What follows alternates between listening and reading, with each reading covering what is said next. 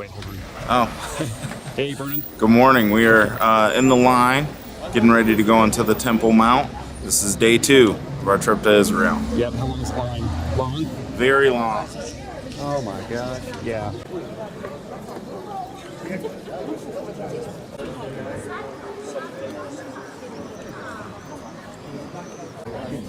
All right, here's the line that we're in still, going up to the Temple Mount. Security.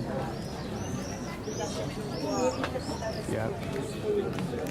So what's happening here? There's full-on security up there, big checkpoint, several guys there, weapons, everything, metal detector. And what the situation is, the reason this is here is the Muslims have controlled the Temple Mount continuously all the way back to the time of Salah ad-Din, who was the one that recaptured the city of Jerusalem from the Crusaders in 1187 AD. And again, for centuries, the Muslims, controlled the Temple Mount. So in 1967, when the Israelis recaptured the Temple Mount, so for the first time in almost 2,000 years, the Jews owned the Temple Mount again. They had control of it.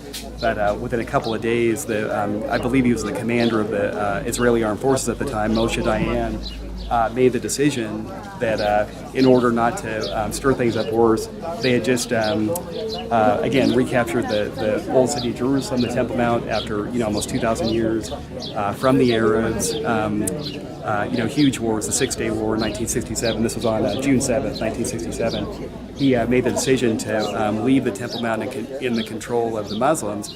So technically, it's a weird situation. The Israelis own the Temple Mount, but they let the Muslim, it's called a Waqf, which means administration, the Muslim Waqf, administer the Mount, control it, and the Waqf is actually controlled by the nation of Jordan, who occupied this area from 1948 to 1967. So that's what the situation is. It's like a bizarro world. Israelis control it, or the Israelis own it technically. Muslims control it. We're not allowed to bring a Bible up here. No one's allowed to pray up here if you're not a Muslim. And the Muslims all going to use the other gates to get on and off the Temple Mount. But anyone who's a non-Muslim has to stand in this crazy line here. So that's the story. Got to do it, but interesting anyways. So this is the southwest corner of the Temple Mount and southern wall archaeological site here. But again, this is the main minaret for the Al-Aqsa Mosque, and this is where the Muslim calls to prayer go out several times a day. And it's kind of ironic because at this corner, back in the time of the Second Temple, there was a ledge there that was a special spot for the trumpeter. So every Friday, just before Shabbat, the Sabbath began, the trumpeter would stand on the corner of the Temple Mount here and blow the shofar to announce the beginning of Shabbat, and I believe he blew it again to announce the ending of Shabbat, and then also special trumpet blasts to announce the various Jewish feasts and holidays like Yom Kippur and Shavuot, Sukkot, all the major Jewish holidays. And archaeologists actually discovered a stone down here at the base of the southwest corner with Hebrew engraving on it that says something like the place where the trumpeter stands, and that's called the trumpeter stone. So down here, archaeologists have actually excavated all the way down to the level of the street in Jesus' day. So this is called the Herodian Street down there, the paved road down there. And again, this was the level back in the time of Christ, and it's only been excavated within about the last 20, maybe 30 years. And then these stones here, you might remember when Jesus prophesied at the beginning of Matthew chapter 24, talking about how beautiful the temple buildings were. He said, "Do you see these buildings? I tell you, not one stone shall be left upon another that will not be cast down."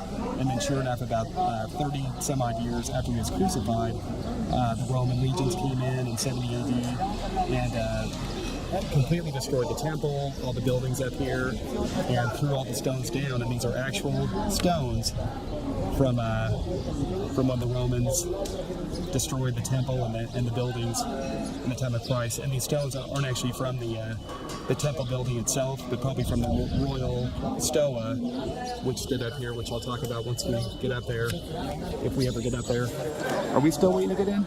We are still waiting to get in. someday.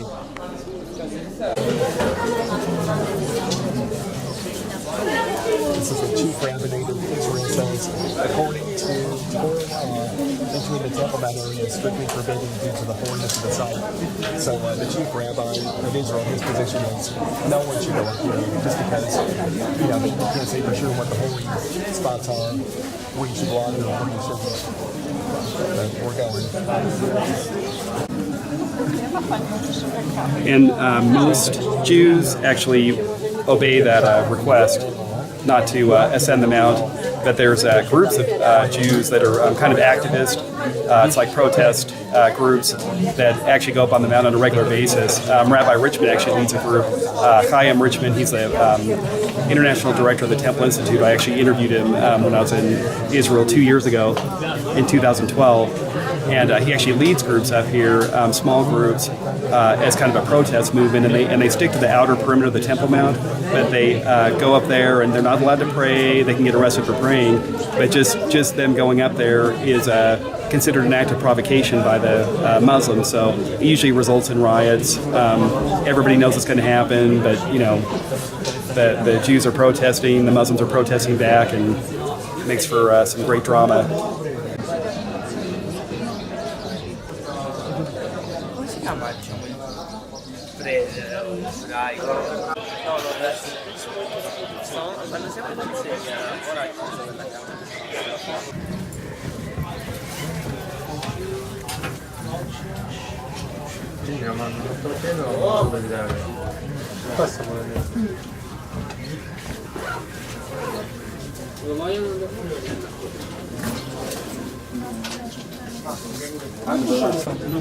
Pardon me.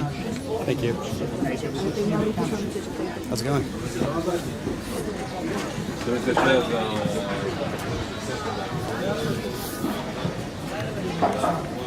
So here's the grabby ramp. Okay, buddy, we're finally in. We're in. We got 10 minutes before they close the place, so we're coming back tomorrow. So here's the Western Wall Plaza. Oh, here's a good opening, good. Here's the Western Wall Plaza. Right here. Right down there. There we go. Just for some perspective here. There's the man.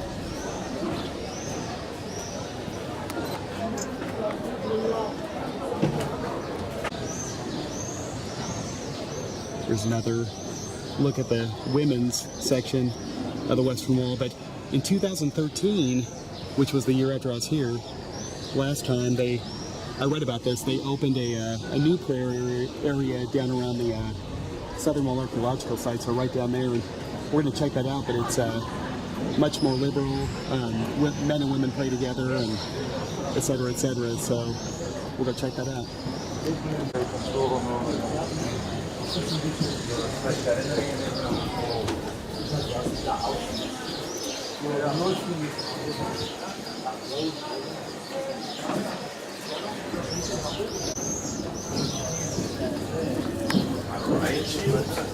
Oh yeah. Oh, that's what those are.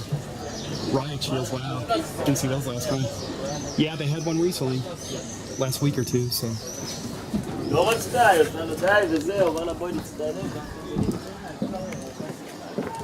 This place gets hairy for sure. So, Israeli police. And we're here. Temple Mount. Yeah. Cover your legs. Cover your chest here. Yes. And you please cover your arms and cover your Yeah, see? We knew the dress code. Wore long sleeve shirts and long pants on this hot day. See where it gets us. All right, so we're up here on the Temple Mount and got my backpack, all my stuff, and my daughter, Skylar, my 5-year-old daughter, Skylar, sent this with me to Israel, said, Daddy, take this with you. And look at the message on there. Accept one another. She made this in Sunday school or something. Accept one another, Romans 15:17, which is a really good message for up here because, man, it's just nothing but conflict on the Temple Mount nonstop. And we're not even supposed to have a Bible verse up here, but Skylar sent it, so here we are. Yay. Okay, so let's start by talking about the Temple Mount, what it is, etc. So we're standing on what's called the Temple Mount. It's a huge platform. It's actually 37 acres total, so just a huge structure. And what this is This is an extended platform from the time of King Solomon. So in King Solomon's day, Solomon got the anointing, from God to build the temple according to the plans that God had given to his father, King David, for the temple up here. So the temple actually stood at that spot there, Solomon's temple, the Dome of the Rock. We'll talk about that more in a little bit here. But to accommodate the crowds and everything, Solomon also built a platform around it. Well, the original platform was about a third of the size of the current Temple Mount. It was only about maybe like 10 acres, that range. It was an almost perfectly square platform. So then centuries later, King Herod, who was the king when Jesus was born, in the year 19 BC, he was kind of an egotistical guy, so he wanted to leave lots of legacies as far as architecture and construction. So he decided to extend the Temple Mount. So right now we're standing on part of the extended Temple Mount that was just extended in the time of Jesus. And basically it's a giant enclosure that encases what we would call in Arizona a hill, but it's called Mount Moriah. And so underneath us is actually this hill range that's enclosed. So we'll walk around and see what's here.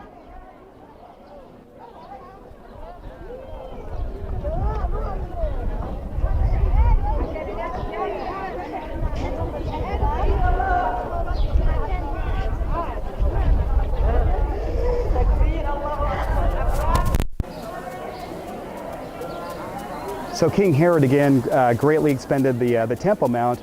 Not only that, but he did a major renovation of the temple itself, which again we'll talk about in just a little bit here. But it was only a few decades after that.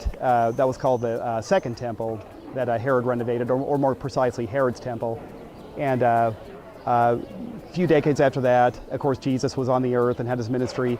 The day that he was crucified, something monumental happened in the temple. The veil of the temple was torn in two. The Holy Spirit left the temple, and again, Jesus had prophesied that in the near future that the temple would be destroyed. And sure enough, 30 some odd years after Jesus was crucified and the Holy Spirit left the temple, Roman legions came in, the Roman Empire, and destroyed the Second Temple, destroyed everything that was up here on the temple platform. And for the next hundreds of years, from the Western Roman Empire and then the Eastern Roman Empire, also called the Byzantine Empire, which started in the 4th century AD. During that whole time, this was basically treated like kind of a garbage dump up here. Nothing was done up on the Temple Mount. So in 637 AD, very shortly after the religion of Islam came into being, the very first generation of Muslims came in and they conquered the city of Jerusalem. Again, that was in 637. And that was the Umayyads, I believe, was the particular group of Muslims at that time. And when they came in, again, this was just a garbage dump up here, had been completely neglected. But they decided this was a very holy place to them. What they said is that the Prophet Muhammad, when he had what was called his night vision, also called his mirage in the Arabic, that's where we get the English word mirage, that he flew from Mecca, I believe it might have been Medina, I think it was Mecca, flew from Mecca to what they call the farthest mosque, and they later interpreted that to mean Jerusalem, on his magic flying horse called Al-Barak. That's spelled B-U-R-A-Q.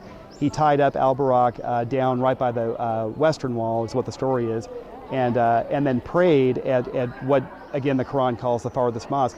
Well, this building didn't exist at that time, of course, when Muhammad wrote this, but decades later, the Muslims interpreted this as the place. So this is called the Al-Aqsa Mosque, completed in 705 AD, and it's been standing here ever since. So Al-Aqsa Mosque, this is the third holiest site in Islam.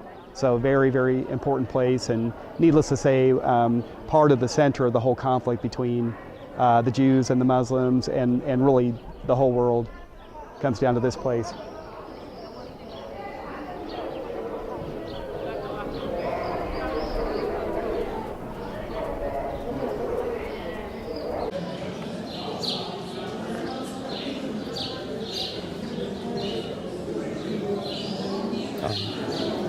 No, close. Okay. Okay, thank you. So this is the entryway into the Al-Aqsa Mosque, and this is one of the oldest Islamic structures in the world, the oldest actually being the Dome of the Rock, just to my left here. We'll talk about that in a bit. But just beautiful architecture here, and you see the lamps up there and the beautiful arches, and just a fantastic example of Islamic architecture. And so I guess there's 7 big green doors that lead into the mosque here. And let's walk down here and we'll talk about the one at the end here. Also, right now, I think this has only been true since either 2005 or 2007, but no non-Muslims are allowed inside the Al-Aqsa Mosque or the Dome of the Rock, which doesn't mean that we're not going to try, but that's the rule right now. No Muslims, no non-Muslims allowed inside the mosque.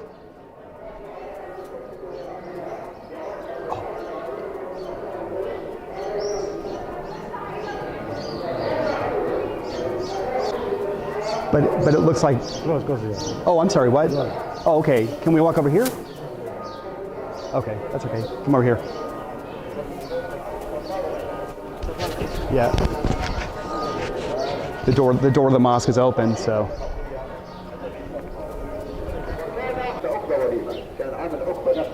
So I wasn't even sure if the Temple Mount would be open during our trip here. Thank God it is. But the reason about 2 weeks ago there was a major incident here, and like I was saying earlier, there's protests up here on a regular basis, and sometimes the rioting starts. It gets really bad.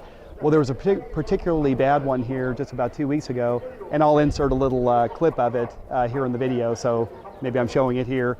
But anyways, in the video, again, just 2 weeks ago, this door here was broken completely open. There were Israeli police here. There were Palestinians holed up inside the mosque, throwing Molotov cocktails.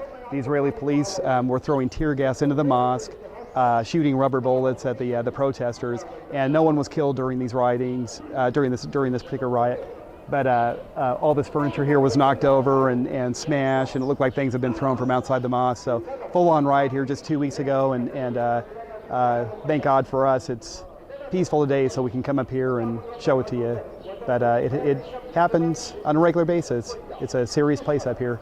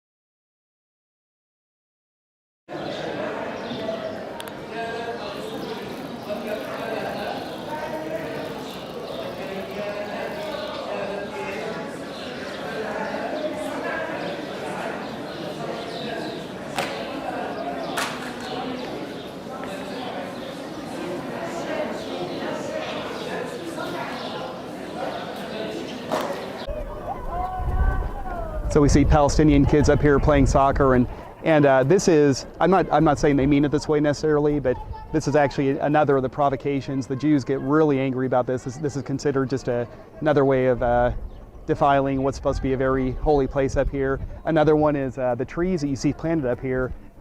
What the Jewish laws, the ordinance is no trees are supposed to exist at all up on the Temple Mount. But the story is that the Muslims purposely planted trees up here just to kind of stick it to the Jews. So it just goes back and forth. Okay, and another ongoing provocation by the Muslims. You see all this construction going on and things torn up. And this is a constant struggle that the Israeli Antiquity Authority has. The Muslims are not supposed to do any excavating up here or anything. They're basically daily destroying archaeological remains, and the current Muslim position, and it was never this way until the 1948 War of Independence started, and the real struggle began between the Jews and the Muslims.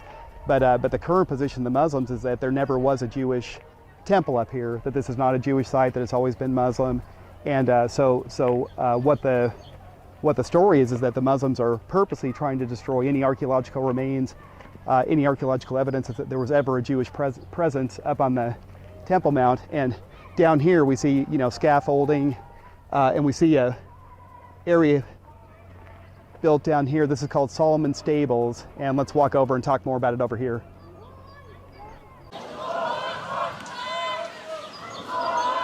I don't know if you guys can hear them in the distance. They just started chanting Allah Akbar.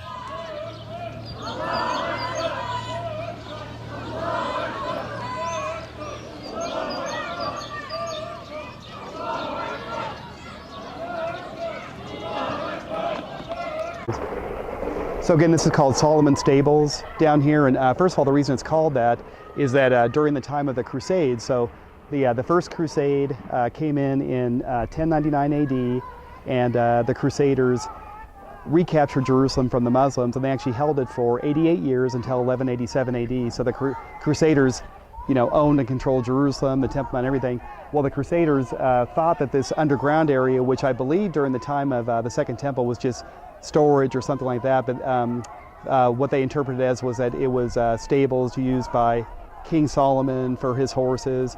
And like I said earlier, this part of the Temple Mount didn't even exist in Solomon's day, so it's just a story that they came up with. But in any event, what it is today is it's a underground mosque that was only recently built. I believe it was in 1995 that the mosque opened. And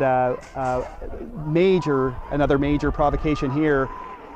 What the Muslims did, they went through and they dug out a whole bunch of dirt and earth and rocks from underneath the Temple Mount to create this underground mosque, and just dumped it in the Kidron Valley. And in a few days, Vernon and I will be participating in what's called the Temple Mount Sifting Project, which is an attempt by the Israeli Antiquities Authority, Jewish archaeologists, to sift through all that material that the Muslims excavated from this space and try to find any significant archaeological remains there. Well, they've already found, for example, a little pomegranate bell that was used on one of the priestly garments, if I'm remembering correctly. We'll talk more about this in a few days at the Sifting Project, but it's going to be fun. See what we find.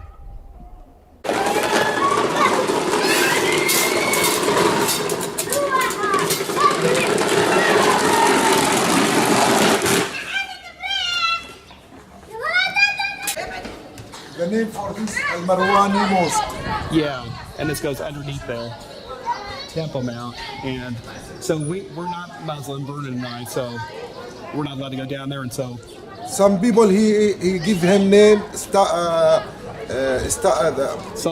Stables. Solomon Stable. Uh-huh. But this is named Al-Marwani Mosque. Okay. This is when he come the Christian in Europa and in every Europa he do it in this stable for horse. Okay. This is 700 years it's closed, but before 15 years it's open. Okay. So in what year did the mosque open? Marwani Mosque? What year did it open? Was it 1995 or? It's open just before 15 years. 15 years. Yeah, 1999. Yeah. Okay. Yeah. Mm-hmm. And all the people before 2000, all the people not no problem. Jewish, Christian, Muslim, anybody can go in. But in 2000, when Sharon is come to here with the 3,000 Israeli soldier, and the Israeli soldier had killed 50 young men, for this time to this time, he don't give anybody to So go in. until Only 2000 Muslim or Arab. No problem. With Arabic Christian, Arab, no problem. So this time it's closed. Just the people when he come to visit, just around. Okay, so in the year 2000, an Israeli soldier killed And you have 50 to, yeah, you have some Palestinians. Jewish, some crazy. You have, I don't know what his name, like Or this. Orthodox. Yeah, he come here all the time. He doing too much problem. He need to pray. He believe this place for him. He believe the Dome of the Rock. He need to broke the Dome of the Rock and to put it there the temple for him. He Yeah. believe the temple here. He wanted But to I'm destroy the Muslim. Dome of the Rock. I talk not the temple for him. Anybody he don't know where. From 67 to this time, the Israel he don't found anything for Jewish here in all Jerusalem and all Palestine. And what can I talk you another? But do you believe that the Jewish temple once stood where the Dome of the Rock is? No, I don't. There was I never a don't, Jewish temple no, here? I don't believe. I don't. Yeah, I've heard that. Yeah, interesting. Okay. Well, cool. Yeah, appreciate you telling us the story. So, all right, you guys. Okay, God bless you guys. Thank you. Are you American? We're American, yeah. You From betcha. which city? We're from Arizona, Lake Havasu City. Okay. Big spring break spot. So You are maybe most I've heard welcome to it. Jerusalem. Thank you, guys. Okay, God bless. Take care. Thank you. Have a good day.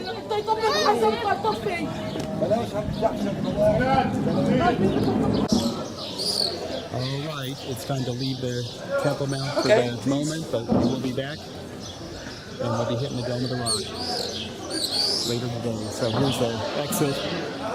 How the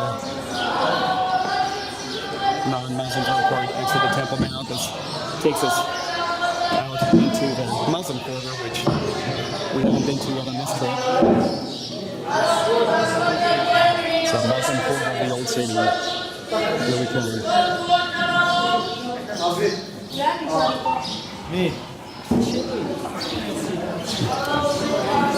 Orange juice, grape juice.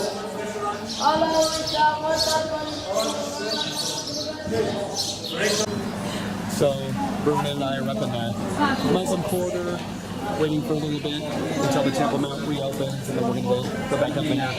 Going to get a bite to eat in the meantime. We're so tired last night, or at least I was, that didn't even do anything authentic. We had McDonald's last night up in West Jerusalem, so today for lunch, we're going to do something a little more authentic-ish. Right, Vernon? That's And check out right. this restaurant. So this is Old City, Jerusalem, and look at the architecture inside this little falafel place. I guess, is this falafel? Oh, yeah, over here. Falafel or? Yeah, falafel, yeah. Falafel, shawarma, Yeah. salad, you see, good food. So you have actual meat in this Yes, restaurant? where are you from? Arizona. Yeah. Yeah, thank you. Thank you. Yeah, cool place.